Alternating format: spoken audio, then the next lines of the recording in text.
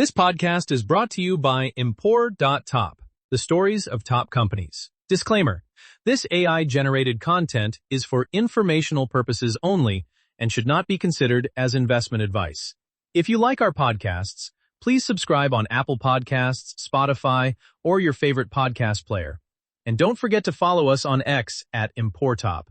Find thousands of stories of top companies on our website, Impor.top. Impor.top is brought to you by HeyFin.co. Fin is a personalized junior AI research assistant for equity portfolio managers. Check it out at HeyFin.co. SanDisk, the flash memory revolution. On the morning of November 24, 2025, a line item buried in a routine index maintenance notice from S&P Dow Jones Indices set off one of the strangest victory laps in recent market history. Effective before the opening bell on November 28th, a company called SanDisk Corporation would join the S&P 500, taking the slot vacated by Interpublic Group.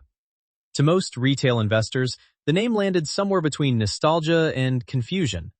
Wasn't SanDisk the brand on the little gray and red memory cards in the camera drawer? Wasn't it bought years ago and folded into something else? Both true. And yet here it was, ticker SNDK, trading on the Nasdaq again. And the announcement alone sent the stock up roughly 13% in a single session on enormous volume. Step back, and the arithmetic is almost absurd. SanDisk had been spun out of Western Digital and relisted as an independent company only in late February 2025. In the 9 months between that quiet re-debut and its S&P 500 induction, the shares had climbed more than 500%. Vaulting a company that began the year as a sleepy carve-out into a roughly $30 plus billion enterprise, riding the single biggest infrastructure build-out of the decade. Index inclusion is supposed to be a coronation that arrives years after the real work is done.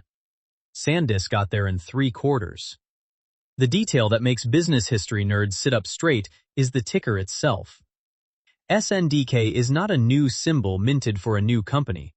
It is the same 4 letters that first appeared on the Nasdaq in November 1995. The same letters that went dark in May 2016 when Western Digital closed its acquisition and delisted the brand. For 9 years, the symbol sat in the graveyard of retired tickers, the digital equivalent of a tombstone. Then it was exhumed, dusted off, and handed back to a company carrying the same name, selling the same fundamental product, run by people who had spent the better part of a decade inside the acquirer. How often does a public company die, get absorbed into a larger organism, and then claw its way back out with its original identity intact and a market capitalization larger than it ever commanded the first time around? That is the puzzle at the center of this story. How did 3 immigrant engineers, working from an idea that Intel's leadership flatly rejected, build the physical foundation of modern digital storage? How did that company define the formats inside every digital camera and smartphone of the 2000s, get swallowed by a hard drive maker fighting for its own survival, and then re-emerge as one of the 4 firms that physically manufacture the memory feeding the artificial intelligence boom? Here is the road we'll travel. We start in 1988 with the founder's spark, the rejection at Intel, and a deceptively simple insight about making cheap, unreliable flash memory behave like a disk drive. We move to the early 1990s breakthroughs, the world's first solid-state drive, the invention of compact flash, and the 1995 IPO. We spend real time on the defining alliance of the company's life, the 25-year manufacturing joint venture with the Japanese conglomerate that invented NAND, today known as Kioxia. We walk through the format wars that made SD and micro SD universal, the doomed flirtation with becoming a consumer hardware brand, and then the surgical decade of acquisitions that dragged SanDisk from the camera aisle into the data center. We dissect the Western Digital merger and its 9-year, ultimately unhappy integration. And we end with the 2025 spin-off, the S&P 500 re-entry, and the strategic frameworks that explain why this particular franchise is so hard to replicate. Let's begin where every good origin myth begins, with a man who could see a future nobody else believed in. Picture a young physicist in the early 1970s, hunched over a workbench at Hughes Aircraft in Southern California, obsessing over something almost unimaginably thin. A layer of silicon dioxide just a few tens of angstroms thick, so delicate that electrons could quantum mechanically tunnel straight through it. Dr. Eliyahu Eli Harari had come a long way to reach that bench. Born in British Mandate Palestine and raised in Israel, he made his way to Princeton, earned a PhD in solid-state physics in 1973, and went to work in the semiconductor industry at a moment when the entire field was still arguing about what memory should even look like. At Hughes, Harari did something that would echo for the next half-century. He invented the first practical thin oxide EEPROM, an electrically erasable memory cell that could hold a charge on a floating gate, isolated, with no power required, and have that charge selectively added or removed by voltage alone. To translate the physics into kitchen English, a flash memory cell is a tiny bucket, and the floating gate is a bucket so well sealed that once you pour electric charge into it, the charge just sits there for years with the power off. Putting charge in means the cell reads as a 1, an empty bucket reads as a 0. Harari's contribution was figuring out how to make that bucket reliably fillable and emptyable through an oxide layer thin enough to tunnel through, but robust enough not to wear out immediately. That single transistor, the floating gate cell, is the direct ancestor of every iPhone photo, every SSD, and every AI training checkpoint written to flash today. Harari grasped the implication early and held on to it with the stubbornness of a true believer. If you could pack enough of these cells together cheaply, solid-state memory could eventually replace the spinning magnetic disk entirely. In 1979, he took that conviction to the most logical home imaginable, Intel. This was the Intel of Gordon Moore and Andy Grove, the company that had practically invented the commercial memory business before pivoting to microprocessors. Harari pitched a solid-state alternative to the hard drive, and Intel, run by some of the sharpest strategic minds in the industry, said no. The logic was not stupid. Microprocessors carried gross margins that memory could only dream of. Every wafer of fab capacity and every engineer poured into a speculative storage product was a wafer and an engineer not poured into the x86 franchise that was about to mint money for 2 decades. Grove's Intel was in the process of making one of the most celebrated strategic retreats in corporate history, walking away from commodity memory to own the brain of the personal computer. Harari was pitching the opposite bet at exactly the wrong moment for that audience. So in the early 1980s, he left to chase a dream that was, by any honest reckoning, a decade or two ahead of its market. It took until 1988 for the pieces to come together. Harari founded a company he called SanDisk, and he did not build it alone. He recruited Sanjay Mehrotra, a young engineer whose path to Silicon Valley was its own parable of persistence. Mehrotra's U.S. student visa had been rejected multiple times in India before his father's sheer refusal to give up finally got him on a plane. The third co-founder was Jack Yuan, an engineer from Taiwan. An Israeli, an Indian, and a Taiwanese immigrant, 3 outsiders building the storage layer of the American computing future from a standing start. That immigrant engineer DNA matters because the problem they set out to solve was not one a marketing department would have prioritized. It was a deeply physical, deeply unglamorous engineering problem. Here is the catch that everyone, including Intel, understood and that nobody had cracked commercially. Raw NAND flash, the dense, cheap variety of flash that makes mass storage economical, is a terrible behaving material. Out of the fab, it is slow to write. It wears out after a limited number of write-erase cycles, and individual cells fail more or less randomly. Hand a computer a raw NAND chip and ask it to store your files directly, and you would get corruption within weeks. The bucket analogy again. Real buckets leak, some buckets are defective from the factory, and every time you scrub a bucket clean to reuse it, you wear down its walls a little. SanDisk's foundational invention was not a better bucket. It was the brain that managed the buckets. The company built an embedded flash controller, a small dedicated chip running specialized firmware that sat between the computer and the raw NAND and performed a kind of relentless behind-the-scenes accounting. It spread writes evenly across all the cells, so no single bucket wore out first. Wear leveling. It quietly retired cells that failed and remapped the data elsewhere. It used error-correcting codes to reconstruct bits that flipped. And crucially, It presented the whole messy, failure-prone array to the host computer as a clean, reliable, perfectly behaved disk drive. They called the concept system flash. The competitors of the era were selling memory chips. SanDisk was selling a system that made flash trustworthy. That architectural decision, hardware plus controller plus firmware co-designed as one product, is the seed of nearly everything the company became, and we will see it bloom again and again in compact flash, in SD cards, and decades later in the enterprise SSDs feeding AI clusters. The brilliance was recognizing that the bottleneck to a flash revolution was never just the silicon. It was reliability, and reliability was a systems problem. With that insight in hand, SanDisk now needed something to sell. In 1991, a small team at SanDisk demonstrated something that, in retrospect, reads like science fiction shipping a few decades early. A working solid-state drive in a 2.5-inch form factor, the size of a laptop hard disk, with no moving parts at all. The capacity was a heroic 20 megabytes. The price was roughly $1,000. Do the math, and you arrive at a number that explains why nobody put one in a consumer laptop. About $50 per megabyte, which is to say, something on the order of $50,000 per gigabyte in an era when gigabytes were exotic. This was not a product for the masses. It was a product for IBM's early ruggedized laptops, machines headed into environments where a spinning platter would shatter, vibrate, or die. The field, the cockpit, the factory floor. SanDisk had proven the concept of the SSD a full 15 years before the technology would become economically sane for ordinary computers. The lesson the company absorbed was about where to sell an expensive new technology first.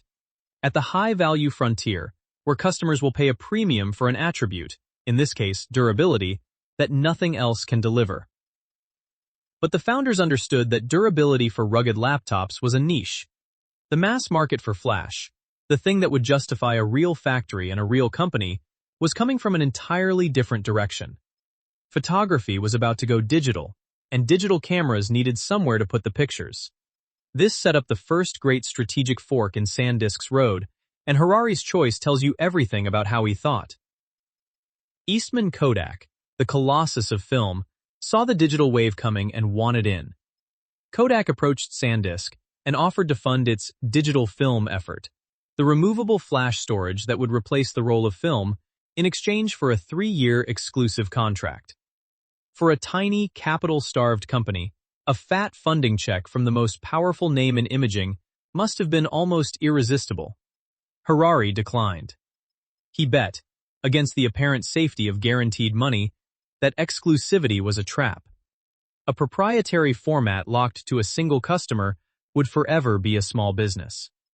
An open format, standardized and licensed broadly, so that every camera maker and every rival memory maker could adopt it, could become an industry, and the company that invented and shepherded that standard could win the largest slice of a vastly bigger pie.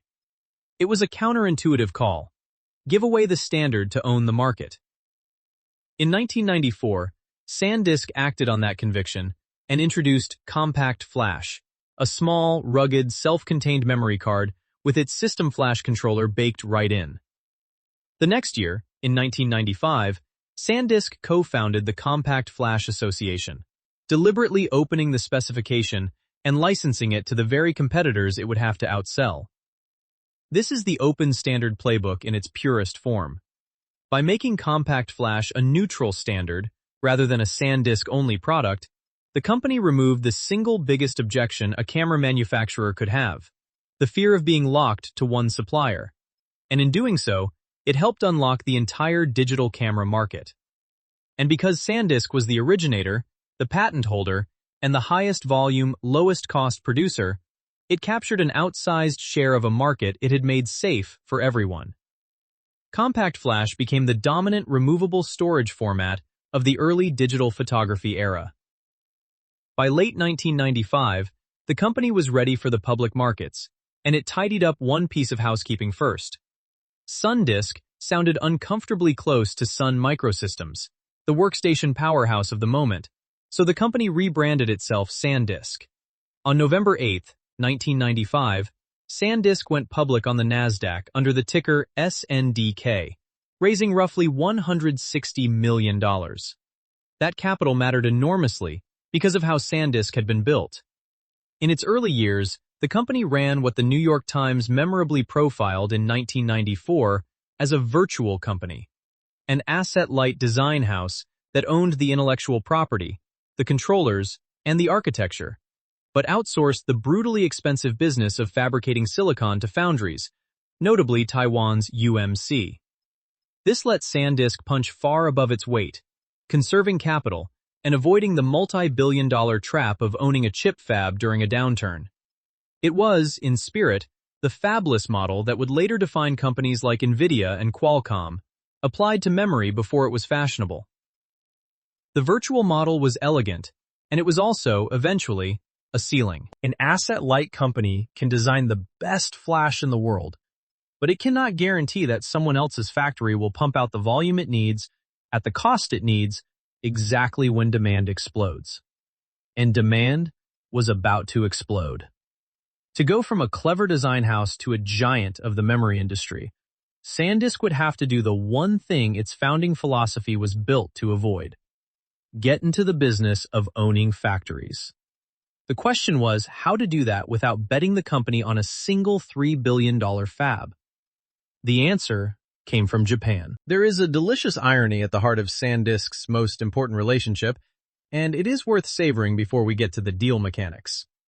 NAND flash, the entire category of dense, cheap memory on which SanDisk built its fortune, was not invented at SanDisk. It was invented in Japan, at Toshiba, by an engineer named Tsuoka Fujio Masuoka, in the 1980s. Toshiba had the foundational technology and world-class manufacturing, but it had struggled to translate that into dominance of the fast-moving, format-driven consumer market where SanDisk thrived. SanDisk had the systems expertise, the controllers, the consumer formats, and the market access, but lacked the capital and the fab muscle to make its own silicon at scale. Each company had precisely what the other lacked. Today's rivals, in other words, were tomorrow's perfect partners. The pressure that forced the issue was the late 1990s consumer flash boom. Digital cameras were going mainstream, compact flash volumes were soaring, and the virtual company model was straining. SanDisk needed massive, guaranteed wafer supply at competitive cost, and it needed it locked in for the long haul. Buying capacity on the open market left it exposed to shortages and price spikes exactly when it most needed to grow. Building its own leading-edge fab alone, a multi-billion-dollar undertaking with a brutal depreciation schedule, would have bet the entire company on a single facility and a single cycle. For a firm that had spent a decade deliberately avoiding that kind of capital risk, going it alone was close to unthinkable. So in 2000, SanDisk and Toshiba did something that reshaped the economics of the memory industry. They formed a 50-50 manufacturing joint venture, initially branded FlashVision, to jointly build and operate state-of-the-art NAND fabs. The division of labor mapped almost exactly onto each partner's strengths. SanDisk contributed systems-level controller IP and, critically, its design expertise in multi-level cell, MLC technology, the trick of storing more than one bit in each memory cell to multiply density and slash cost per bit. Toshiba contributed deep process technology and world-class manufacturing scale. Together they poured concrete at Toshiba's sprawling semiconductor complex in Surishishi, Yokkaichi, in Japan's Mie Prefecture, building the fabs, Fab 1, Fab 2, and successors, that would churn out the wafers both companies needed. The structure deserves a moment of appreciation because it is the strategic crown jewel of the entire SanDisk story. In a shared fab, the two partners split the staggering capital expenditure roughly down the middle. They jointly own and operate the facility, sharing the cost of the equipment, the clean rooms, and the relentless reinvestment that NAND requires every generation. But, and this is the elegant part, they take their respective shares of the finished wafers and sell them separately, into their own markets, under their own brands, competing with each other downstream. It is co-investment upstream and competition downstream. The effect for SanDisk was transformational.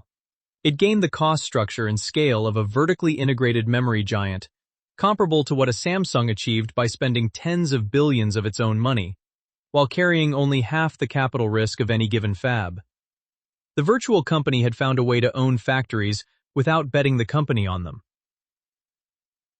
What is genuinely remarkable is that this alliance has now endured for more than a quarter century, surviving ownership changes that would have shattered a weaker partnership. The most dramatic came in 2018, when a financially pressured Toshiba spun off its prized memory unit, selling it to a consortium led by Bain Capital.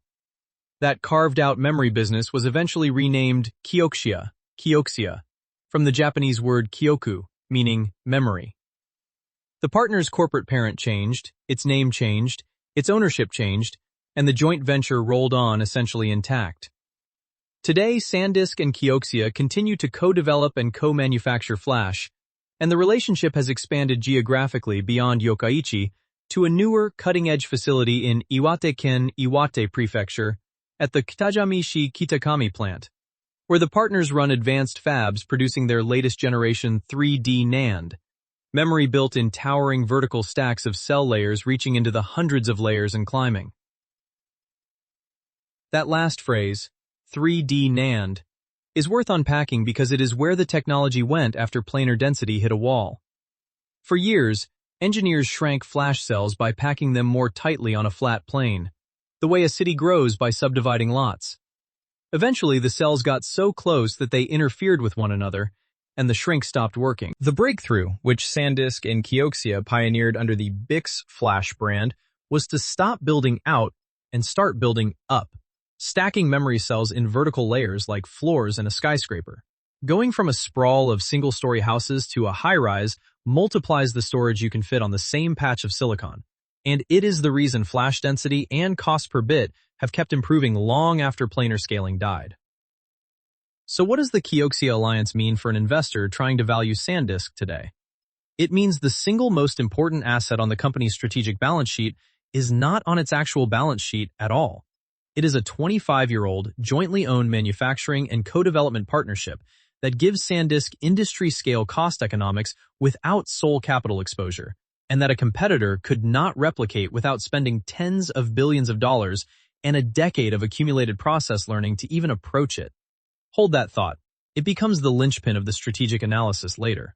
For now, with a guaranteed wafer supply finally secured, SanDisk could turn back to the thing it did best, winning format wars. If compact flash made SanDisk a force in digital photography, the early 2000s presented a richer and more contested prize, the universal memory card. As gadgets multiplied, cameras, camcorders, PDAs, music players, and soon phones, every manufacturer wanted storage, and a vicious standards war broke out over whose card would become the default. Sony, characteristically, pushed its own proprietary memory stick, a closed format that worked beautifully inside the Sony ecosystem and nowhere else. Other camps backed smart media, multimedia card, and a confusing alphabet of rivals. The stakes were enormous, because the winning format would be designed into billions of devices, and would throw off licensing economics and volume for whoever controlled it. SanDisk had already learned the lesson that would decide this war. Open beats closed when you have the manufacturing muscle to win on volume. In 2000, SanDisk joined forces with Toshiba and Panasonic to launch the Secure Digital format, South Dakota, and to stand up the SD Association at that January's Consumer Electronics Show to govern and license it. The secure in Secure Digital was a deliberate nod to the content owners of the era, who wanted digital rights management hooks built in. But the strategic genius was the same one Harari had deployed with compact flash. By making SD an open, multi-vendor standard backed by 3 heavyweight manufacturers across the US and Japan, the alliance gave device makers exactly what Sony's memory stick could not: a format with multiple competing suppliers, predictable pricing, and no single point of control. Device makers voted with their card slots. SD steadily crushed memory stick and the rest, and became the universal removable storage standard it remains today, the small notched card in virtually every camera on Earth.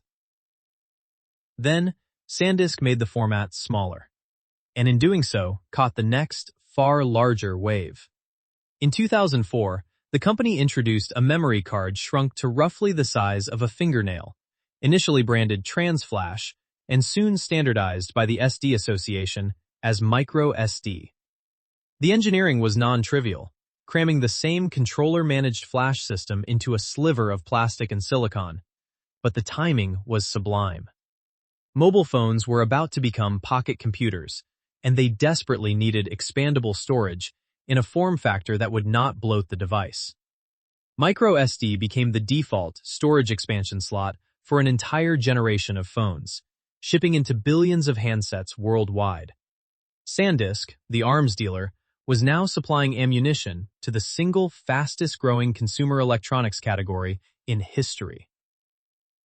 Underneath these product wins, a deeper economic tide turned in 2004, and it is the kind of inflection that reshapes whole industries quietly. For years, NAND flash had been more expensive per gigabyte than DRAM, the fast working memory in computers. In 2004, the lines crossed. NAND pricing fell below DRAM on a per gigabyte basis, the product of relentless density scaling and the very fab investments SanDisk and Toshiba had been making. Suddenly, solid-state storage was cheap enough to displace not just film, but magnetic tape and optical discs in whole new categories. Above all, portable music. Flash had crossed the threshold from exotic to economical for mass storage. The company that proved it, and in the process consumed staggering quantities of the world's NAND, was Apple.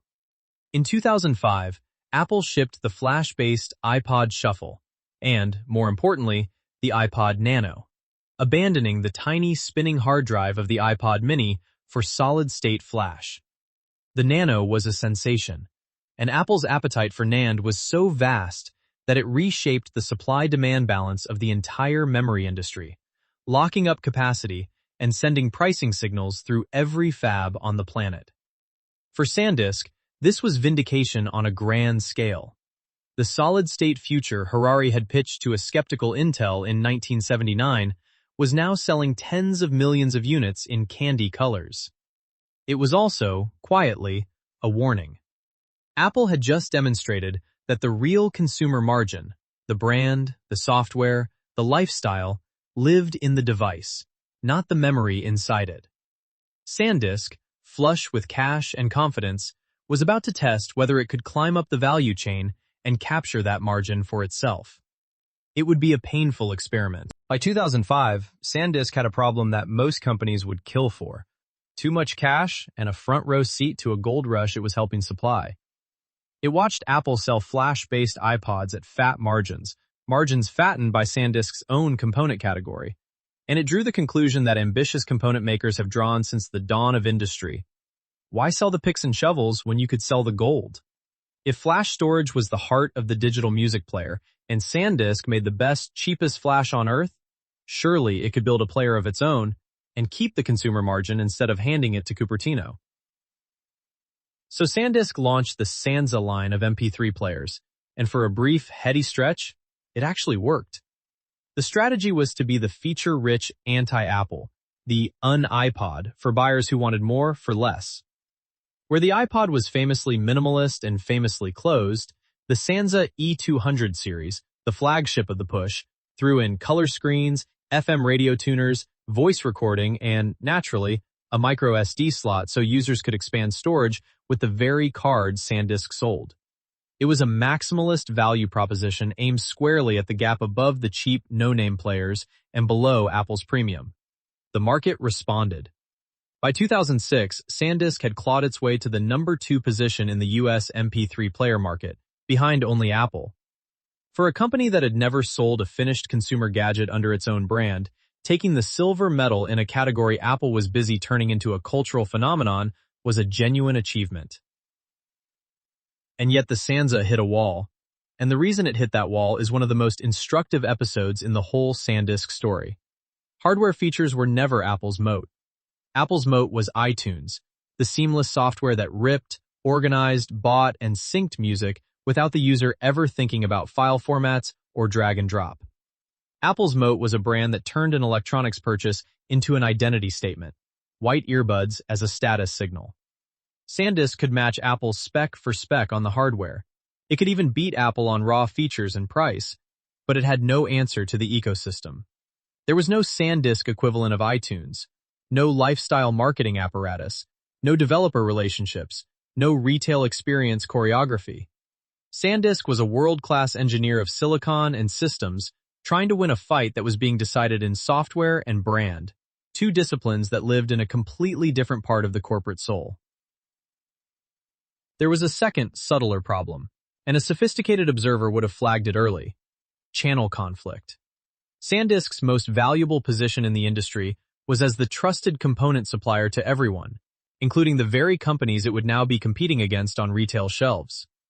Every hour and dollar spent fighting Apple, Samsung, and Sony for end-consumer MP3 sales was an hour and dollar that strained its relationships with the customers who bought its flash by the truckload. An arms dealer who starts fielding his own army makes his best customers nervous. So SanDisk did something disciplined, the kind of unsentimental strategic retreat that, like Intel exiting memory a generation earlier, looks wise mainly in hindsight. It wound down the consumer hardware ambition and pivoted back to its true source of power, being the indispensable arms dealer to the entire consumer electronics industry, not a combatant in it.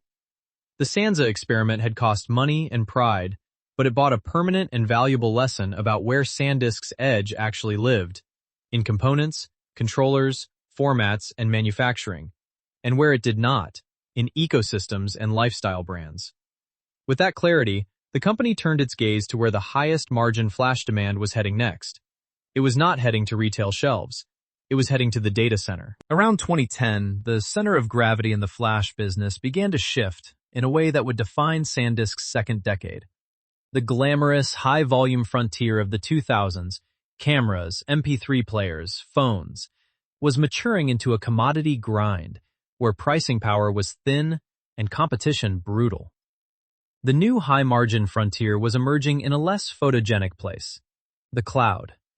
Hyperscale data centers and enterprise storage arrays were beginning to crave flash for its speed and density, and they would pay real money for drives that were not just fast, but reliable, manageable, and enterprise-grade. SanDisk knew flash silicon cold. What it did not yet own was the enterprise systems layer: the controllers, the interfaces, the caching software, the data center sales channels, that turned raw NAND into products a CIO would trust with a bank's transaction records. So the company went shopping, and it shopped with surgical intent. Over roughly a decade, SanDisk assembled its way into the enterprise, deal by deliberate deal. The groundwork came early and cheap. In 2005, SanDisk acquired Matrix Semiconductor, a developer of three-dimensional, one-time programmable memory. Matrix's near-term products were modest, but the acquisition planted intellectual property seeds in vertical, stacked memory structures, the conceptual ancestor of the 3D NAND that would later become the industry's entire future. It was a small bet on a physical idea, building memory up rather than out, that would pay off enormously a decade later. The first truly consequential enterprise deal landed in 2006, when SanDisk acquired the Israeli firm M Systems in an all-stock transaction valued at roughly $1.55 billion. M Systems was no random target. It was the inventor of the USB flash drive, the disk-on key, that put a keychain's worth of storage in everyone's pocket, and it was SanDisk's chief rival in that exact category. On the surface, the price looked rich. M Systems was valued at something like 4 times trailing sales, a clear premium to the 1.5 to 2 times that traditional hardware businesses fetched. But the strategic logic underneath the multiple was compelling, and it is worth walking through because it is the template SanDisk would reuse. First, the deal consolidated the USB drive market, removing SanDisk's most direct competitor and giving it the patented true FFS flash management software. Second, and more powerfully, it created a margin engine. SanDisk could now route its own internally produced, low-cost NAND into M Systems' higher-margin embedded and enterprise products, capturing the full stack of value instead of selling cheap chips to someone else who captured it. The combination birthed the ubiquitous Cruiser USB line and instantly expanded margins. A premium multiple looks very different when you control the cost of the most expensive input. If M Systems was about consolidating a consumer category and expanding margin, the next wave of deals was about buying genuine enterprise credibility. And it began in 2011 with Pliant Technology for about $327 million. Pliant mattered far more than its modest price suggested. It brought high-performance enterprise SSDs and, crucially, the controller software for SAS and SATA, the interface standards that enterprise storage arrays actually speak. This was the precise hinge moment when SanDisk stopped being a company that packaged raw silicon and became a company that engineered elite enterprise systems. You cannot sell to a data center on density alone. You have to speak its protocols and meet its reliability bar. And Pliant gave SanDisk both. The company kept stacking complementary capabilities. In 2012, it acquired FlashSoft, a maker of caching software that used Flash to accelerate servers, and Schooner Information Technology, which specialized in Flash-optimized database engineering. Neither was a blockbuster, but together they signaled an important intellectual maturation. SanDisk now understood that enterprise performance is not a hardware property or a software property, but the product of hardware and software co-designed together. The very philosophy that had animated System Flash back in 1988, now aimed at databases instead of cameras. In 2013, SanDisk added smart storage systems for roughly $307 million, bolstering its enterprise SATA portfolio, and just as importantly, its data center sales channels and OEM relationships. Each deal bought a missing piece of the enterprise puzzle: protocols, then software, then channel. Then came the biggest and most controversial bet of the whole campaign. In 2014, SanDisk agreed to acquire Fusion.io for approximately $1.1 billion in cash. Fusion.io was a fallen star. It had been the darling of ultra-fast PCIe flash storage, the company that put flash directly on the high-speed PCIe bus instead of behind a slow disk interface, and it counted marquee names like Apple and Facebook among its customers. At its post-IPO peak, Fusion.io had been valued at well over $3 billion. By 2014, it was burning cash and trading at a steep discount to those glory day highs, and SanDisk picked it up at $11.25 per share, a price that worked out to roughly 2.5 times enterprise value to sales. That multiple is the whole story, so sit with it. At the time, comparable high-growth cloud storage and storage software peers were commanding 8 to 10 times sales. SanDisk bought elite PCIe architecture and database acceleration software for a fraction of what the market was paying for similar capabilities elsewhere, precisely because Fusion.io was in operational distress and SanDisk had the discipline to buy a wounded leader rather than a healthy one. The cynics worry that SanDisk was catching a falling knife, a cash-burning business in a category that might commoditize, was not unreasonable. But the contrarian's payoff was real. The acquisition vaulted SanDisk past Western Digital into third place globally in enterprise SSD market share and handed it the PCIe expertise that would matter enormously as the industry moved toward NVMe, the protocol that now dominates AI-era storage. SanDisk had used a decade and a series of carefully priced acquisitions to transform itself from the brand on a camera card into a credible enterprise storage company. And in doing so, it made itself exactly the kind of asset a struggling hard drive giant would feel it absolutely had to own. To understand why Western Digital paid a fortune for SanDisk, you have to feel the existential dread that was settling over the hard disk industry in the mid-2010s. Western Digital and Seagate had spent decades perfecting the spinning magnetic hard drive, a marvel of mechanical engineering, with read-write heads flying nanometers above platters, whirling at thousands of RPM. It was a great business, cash generative and consolidated, and it was staring down a future in which its core product would be slowly, then quickly, eaten alive by flash. SSDs were getting cheaper and faster every year.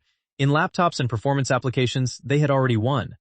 A hard drive company with no flash franchise was a buggy whip maker watching the automobile arrive.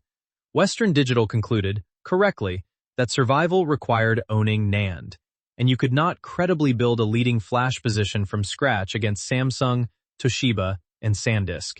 You had to buy one. In October 2015, Western Digital announced a definitive agreement to acquire SanDisk in a cash and stock deal valued at roughly $19 billion, or $86.50 per share. But the deal had an unusual and fragile dependency baked into it.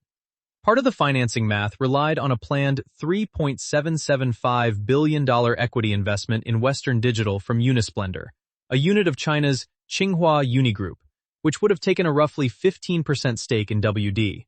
That Chinese investment ran straight into the buzzsaw of U.S. national security review. Once the Committee on Foreign Investment in the United States signaled it would scrutinize the transaction, Unisplendor withdrew. Western Digital restructured the deal accordingly, and when the acquisition closed in May 2016, the price had been adjusted downward to roughly $15.8 billion, around $78.50 per share. The SNDK ticker went dark.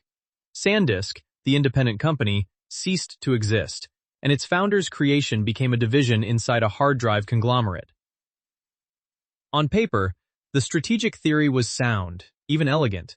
Western Digital's leadership, under CEO Steve Milligan and later David Guckler, envisioned a unified storage powerhouse that could serve every tier of the market. Cheap, high-capacity, cache-generative hard drives for bulk and cold storage, and high-growth, high-margin flash for performance and enterprise. You would milk the mature HDD business for cache and plow it into the high-growth flash business, a portfolio balanced across the storage hierarchy. Customers could be served from a single vendor across their entire storage stack. It was the kind of synergy story that looks irresistible in a banker's deck. The trouble was that the two businesses, however complementary on a customer's purchase order, were structurally incompatible at the level of how they consumed capital and ran their R&D. NAND flash is a fab business, and a fab business is a treadmill. It demands continuous, enormous, highly cyclical capital reinvestment to move from one process generation to the next, tens of billions of dollars across cycles, much of it flowing through the Kioxia joint venture with all the coordination that entailed. Hard drives, by contrast, are a mature, consolidated manufacturing business with a very different and far less frenetic reinvestment rhythm, longer product cycles, and a duopoly's relative pricing stability. Running both under one roof meant the Capital Allocation Committee was forever trying to serve two masters with opposite metabolisms. The flash side needed to spend aggressively and ride brutal cyclical swings. The disk side wanted steady harvest. The cultures, the R&D cadences, and the investment cases simply did not rhyme. The conglomerate was less a synthesis than an uneasy cohabitation. By 2022, the market had noticed the friction, and so had one of the most feared investors on Wall Street. Elliott Investment Management disclosed a stake of nearly $1 billion in Western Digital, roughly 6% of the company, and sent the board a pointed letter arguing that the SanDisk acquisition was not working and that the two businesses would be worth dramatically more apart than together. Elliott went so far as to offer over $1 billion of fresh equity capital towards separating the flash unit, pegging the flash business at an enterprise value of $17 to $20 billion on its own. The core of Elliott's argument was a phrase every conglomerate fears: the conglomerate discount. By stapling a cyclical, capital-hungry flash business to a mature hard drive business, Western Digital had created a hybrid that neither flash investors nor disk investors wanted to own at full value, and the market was pricing the combination below the sum of its parts. Unlocking that gap meant doing the thing that, 6 years and one painful integration earlier, had seemed like the path to safety: pulling the two businesses back apart. The arms dealer was about to get its independence back. The separation became official on February 24, 2025, when SanDisk shares began trading again on the Nasdaq under the resurrected ticker SNDK. The mechanics were a classic tax-efficient spinoff. Western Digital distributed about 80% of SanDisk's shares to its existing stockholders, with each WD holder receiving roughly 1/3 of a SanDisk share for every WD share owned, while WD retained a passive stake of just under 20% to be monetized over time. Western Digital kept the hard drive business and its name, the flash memory and SSD franchise, the controllers, the brand, the Kioxia joint venture, walked out the door as an independent company once more. After 9 years inside a larger organism, the founder's creation was freestanding again, this time led by David Guckler, who stepped from the top of Western Digital into the CEO chair of the new SanDisk. What happened next was not in anyone's banker model. SanDisk re-entered public markets at a relatively modest valuation, a spin-off that the market initially treated as a sleepy carve-out of a commoditized business. Then the ground shifted beneath the entire memory industry. The generative AI build-out, which through 2023 and 2024 had been overwhelmingly a story about GPUs and the high-bandwidth DRAM stacked next to them, began to reveal its voracious appetite for the other kind of memory, NAND flash, the storage layer where the colossal datasets, model checkpoints, and inference caches of AI actually live. AI servers, it turned out, demand vastly more solid-state storage than conventional servers, and the hyperscalers building them were racing to lock up capacity. A NAND industry that had spent 2023 in a punishing down cycle, with pricing collapsed and margins near zero, swung violently into shortage and pricing power. SanDisk, freshly independent and suddenly a pure-play bet on exactly this dynamic, caught the full force of the upswing. The stock that had debuted as an afterthought climbed relentlessly through 2025 as investors woke up to what they were looking at. One of only a handful of companies on Earth that physically manufactures NAND at leading-edge scale, newly unshackled from a hard drive parent, riding a once-in-a-decade demand supercycle. By the time S&P Dow Jones Indices announced on November 24, 2025, that SanDisk would join the S&P 500, the shares had risen more than 500% from their February debut, and the inclusion itself, effective before the open on November 28, triggered another double-digit pop as index funds were forced to buy. 9 months from spin-off to S&P 500 membership is a velocity that index committees almost never witness. Inclusion is typically a lagging honor, and SanDisk had earned it at a sprint. The financial reality underneath the share price fireworks was genuine, not merely a momentum story. When SanDisk reported its fiscal first quarter of 2026 in November 2025, for the quarter ended October 3, 2025, revenue came in at about $2.31 billion, up 21% sequentially and roughly 23% higher than the year-ago period, with data center revenue up 26% sequentially, as multiple hyperscale customers moved through qualification of SanDisk's enterprise drives. The growth was being driven by exabytes, the sheer volume of storage capacity shipped, expanding even faster than dollar revenue, the signature of a business where demand is outrunning the industry's ability to supply bits. Independent execution had, in the most literal sense, unleashed a franchise that had spent 9 years as a line item inside someone else's segment reporting. The question for investors was no longer whether SanDisk could stand on its own. It was how durable the moat around this suddenly precious franchise really was. To answer that, we need to put it through the strategic ringer. Strip away the AI excitement and the index inclusion drama, and the durable question is the one every long-term investor must ask. What, exactly, protects SanDisk's profits from being competed away? Memory has a fearsome reputation as a commodity business, a place where capacity gets overbuilt, prices crater, and returns evaporate on a brutal cycle. So is there real defensible power here, or just a well-timed ride on a wave? Hamilton Helmer's 7 Powers framework and Michael Porter's 5 Forces give us 2 complementary lenses, and applied honestly, they reveal both a genuinely formidable moat and the precise places where the moat has gaps. Start with the single most important source of power, and it maps onto what Helmer calls a cornered resource, the Kioxia joint venture. We have already walked through its mechanics, so the point here is simply its strategic weight. A 25-year-old, deeply integrated, jointly owned manufacturing and co-development alliance with shared fabs in Yokkaichi and Kitakami, and a quarter-century of co-engineered process technology is not something a competitor can buy or build on any reasonable timeline. To replicate it, a rival would need not only tens of billions of dollars for leading-edge fabs, but also a willing world-class partner and a decade of accumulated joint learning. It is, in the most literal Helmer sense, a resource that competitors cannot access on equal terms. This is the crown jewel, and it is why a commodity business can sustain a structural cost and capability advantage. Layered on top is process power, the accumulated, hard-to-imitate know-how embedded in decades of manufacturing learning curves. SanDisk and Kioxia's BiCS Flash 3D NAND, and especially the newer CBA architecture, in which the CMOS logic circuitry is fabricated separately and then directly bonded to the memory array rather than built beneath it, represents the kind of deep process innovation that cannot be reverse engineered from a datasheet. Yields, layer counts, and bonding techniques are refined through years of iterative production, and that tacit knowledge compounds. Process power is why being early and staying in the game matters so much in memory.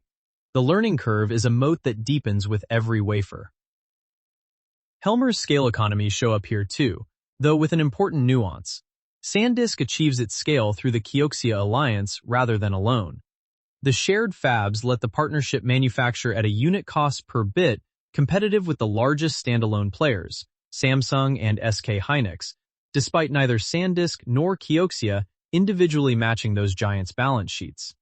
The fixed costs of a fab and the staggering cost of each process transition are spread across the combined volume of two companies' demand. Scale in memory is everything, because cost per bit determines who survives the downturns, and the JV manufactures scale that neither partner could afford solo. Finally, in the consumer arena, SanDisk retains real brand power, the one piece of consumer equity that survived and even justified the Sansa retreat. Walk into any electronics retailer, and the SanDisk name on an SD card or portable SSD still signals reliability to ordinary buyers in a way that commodity competitors cannot match, and that trust supports premium retail pricing on otherwise similar silicon. It is a modest power compared to the JV, but it is a genuine one, and it throws off stable, higher-margin consumer cash flow that helps cushion the brutal cyclicality of the wholesale bit business. Now turn to Porter, which is less about SanDisk's individual powers and more about the structure of the industry it competes in.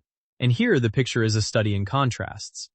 Rivalry among existing competitors is extremely high, because NAND is a consolidated oligopoly of a handful of titans slugging it out. Samsung sits at the top with something like 30 to 33% of the market. SK Hynix holds roughly 20 to 22%. Micron carries around 10 to 12%, and Kioxia, together with SanDisk, commands somewhere in the 25 to 30% range through their alliance. When a handful of players with massive fixed costs all want to keep their fabs full, the temptation to overbuild and discount in a downturn is intense, which is exactly what produced the savage 2023 trough. Rivalry is the force most likely to punish shareholders, and it is the structural reason memory has historically been a cyclical heartbreaker. But the same consolidation that intensifies rivalry also produces a near impregnable barrier on the next force. The threat of new entrants is very low, arguably as low as in any industry on Earth. A modern leading-edge NAND fab costs well over $10 billion. And the bulk of that outlay, the lion's share, flows to a tiny number of equipment makers like ASML and Applied Materials, whose machines are themselves scarce and backordered. On top of the capital wall sits a geopolitical one. U.S. national security rules and trade restrictions aimed at China's Changjiang Cunchu. Yangtze Memory Technologies, YMTC, have specifically constrained the one category of player, state-subsidized Chinese fabs, that could otherwise flood the market with below-cost bits. The capital barrier alone would deter almost anyone.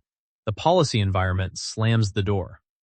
This is the force most favorable to incumbents, and it is a large part of why the AI-driven upcycle has been allowed to run rather than being instantly competed away by new supply. On the bargaining power of buyers, the answer is moderate to high and pulling in two directions at once. The buyers that matter most now are the hyperscale cloud providers, Amazon, Microsoft, Google, and their peers, who purchase storage in such colossal quantities that they negotiate ferociously and can play suppliers against one another. In a normal market, that power would compress SanDisk's margins. But these same buyers are, at the present moment, desperately capacity constrained. Their AI clusters cannot function without vast quantities of high-performance flash, and there is not enough leading-edge NAND in the world to satisfy everyone at once. Acute scarcity temporarily flips the leverage, which is why suppliers have been able to push through price increases that would have been unthinkable in 2023. The structural power of buyers is high. The cyclical reality, for now, hands pricing power back to the sellers. That tension, powerful buyers versus scarce supply, is the crux of the entire bull-bear debate, which is where we turn next. The person now steering this newly independent franchise is a deliberate departure from the engineer founders who created it, and understanding David Goeckeler is essential to understanding the company's current posture.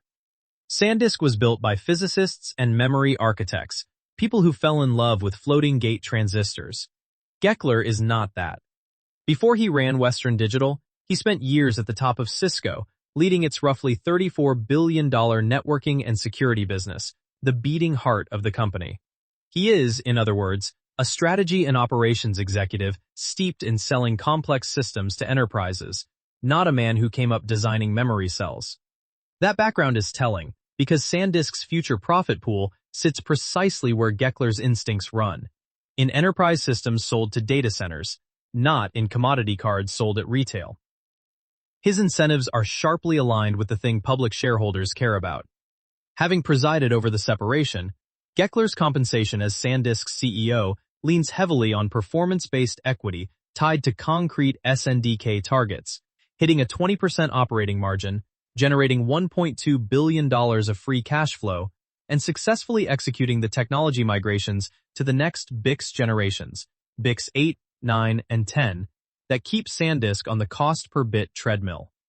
When a CEO's payout is bolted to margin, cash generation, and process node execution, rather than to revenue or empire building, it tends to concentrate the mind on exactly the levers that matter in a capital-intensive cyclical business. The extraordinary share performance since the spin-off has, not coincidentally, made that alignment lucrative. Where is the value actually being created inside the company? The honest answer is that the future investment case rests disproportionately on one segment: enterprise SSD. The consumer business, the SD cards, the micro SD, the retail portable drives, remains a stable, brand-supported, cash-generative foundation, but it is not where the growth lives. The growth, and the high-margin profitability, lives in the enterprise SSDs going into AI training clusters and cloud data centers, a segment expanding at a triple-digit year-over-year clip and increasingly driving the company's profit mix. This is the part of SanDisk that the market is really paying for, and it is the part that justifies the re-rating from commodity carve-out to AI infrastructure play. An investor who wants to understand SanDisk's trajectory should watch this segment above all others. Which points to the small handful of metrics that actually matter for tracking this business over time. Resist the temptation to drown in the dozens of figures memory companies report and zero in on three. The first is bit shipment growth, the company's exabytes shipped, watched against the growth of total global NAND capacity. This is the cleanest read on whether SanDisk is holding or gaining share of the bits the world consumes, and it strips out the noise of swinging prices. The second is the gross margin trajectory, which in memory is the truest proxy for the combination of pricing power and manufacturing yield. SanDisk's gross margin swung from a catastrophic single-digit level in the depths of the 2023 downturn to the mid-30s and far beyond as the upcycle and AI demand took hold. And the direction of that line tells you almost everything about where the company sits in the cycle. The third is the enterprise SSD revenue mix, the share of revenue coming from cloud and data center versus consumer retail. A rising mix signals SanDisk is successfully shifting its weight toward the structurally higher margin, faster growing part of the market. Three numbers: how many bits, at what margin, and how much of it is enterprise. Track those, and you understand the story. Now the debate. because a franchise priced for a supercycle deserves both barrels. The bull case is straightforward and, at the moment, powerful. The AI build-out is a genuine demand-side regime change, not a fad. AI servers can require several times the SSD capacity of conventional servers, and the hyperscalers are nowhere near done building. Meanwhile, the supply side has grown more disciplined than in past cycles, with the major players showing restraint on capacity additions, which tames the historical boom-bust whiplash and lets pricing hold. A meaningful slice of SanDisk's production is increasingly covered by longer-term contracts, smoothing the revenue line. And the Kioxia cornered resource, the very low cost per bit, and the entrenched enterprise relationships mean that when the industry makes money, SanDisk makes a lot of it. In a tight market with high barriers to new supply, a low-cost incumbent with elite enterprise products is exactly where you want to be positioned. The bear case is equally serious and should not be waved away by the share chart. This is, at bottom, still a memory business, and memory has broken the hearts of investors for 40 years through its remorseless cyclicality. The same supercycle that drove gross margins from single digits to stratospheric levels in roughly 2 years is a reminder of how violently the pendulum swings. Demand can soften, the hyperscalers can digest their build-outs, and a glut can return as fast as the shortage arrived. The capital intensity is unforgiving. Every process transition demands billions in reinvestment just to stand still on cost, and a company that underinvests at the wrong moment falls off the cost curve permanently. And the entire manufacturing base sits in a concentrated geography. The fabs in Japan's Iwate prefecture and the broader East Asian supply chain, including Taiwan-linked foundry and equipment dependencies, exposing the franchise to geopolitical shocks that no operational excellence can fully hedge. The bull and the bear are, in a sense, describing the same facts: a high fixed cost, high barrier oligopoly riding a demand surge, and simply disagreeing about how long the surge lasts and how disciplined the players remain when it fades. What is not in dispute is that the separation accomplished its core purpose. It let the market see and value the Flash franchise on its own terms, for better and worse, instead of burying it inside a hard drive conglomerate. Which brings us, finally, back to where we started, and to what this whole improbable arc means. Trace the line all the way back, and it runs to a workbench in the 1970s, and a layer of silicon dioxide a few atoms thick. The floating gate EEPROM cell that Eli Harari coaxed into working at Hughes Aircraft, the tiny, sealed bucket that could hold a charge for years without power, is the direct technological ancestor of every photograph stored on every phone, every file on every laptop SSD, and every model checkpoint and training dataset written to Flash inside the AI clusters being built today. Harari was awarded the National Medal of Technology and Innovation for that lineage of work, a fitting recognition that the thing he could see in 1979, and that Intel could not yet bring itself to fund, became the physical substrate of the digital age. The man pitched a solid-state future decades before the market was ready, was told no by the smartest company in the industry, and built it anyway. That is the founding myth. And unusually for founding myths, it is basically true. The deeper lesson of the SanDisk story, though, is structural rather than personal, and it is one long-term investors would do well to internalize. Some businesses are built to be independent, and forcing them into a conglomerate destroys rather than creates value. The marriage of hard drives and flash made perfect sense on a customer's purchase order, and almost no sense on a capital allocation committee, because the two businesses consume capital, reinvest, and cycle on fundamentally different rhythms. For 9 years, that mismatch suppressed the value of a world-class Flash franchise. Pulling it back apart, the same Flash business, the same Kioxia joint venture, the same engineers, unlocked tens of billions of dollars of enterprise value almost overnight. Not because anything operational changed in the first instant, but because the market could finally price the asset for what it was. The spin-off did not build a better company, it revealed one. And so the ticker that went dark in 2016 trades again, attached to a company that is somehow both one of the oldest pioneers in digital storage and one of the freshest names in the AI infrastructure trade.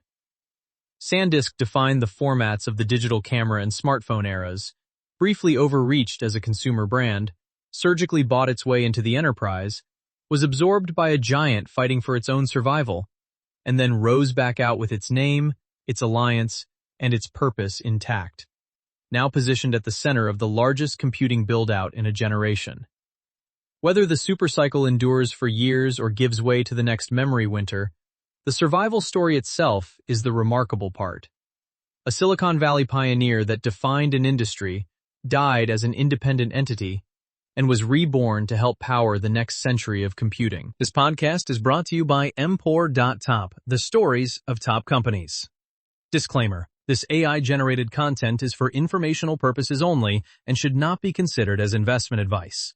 If you like our podcasts, please subscribe on Apple Podcasts, Spotify, or your favorite podcast player.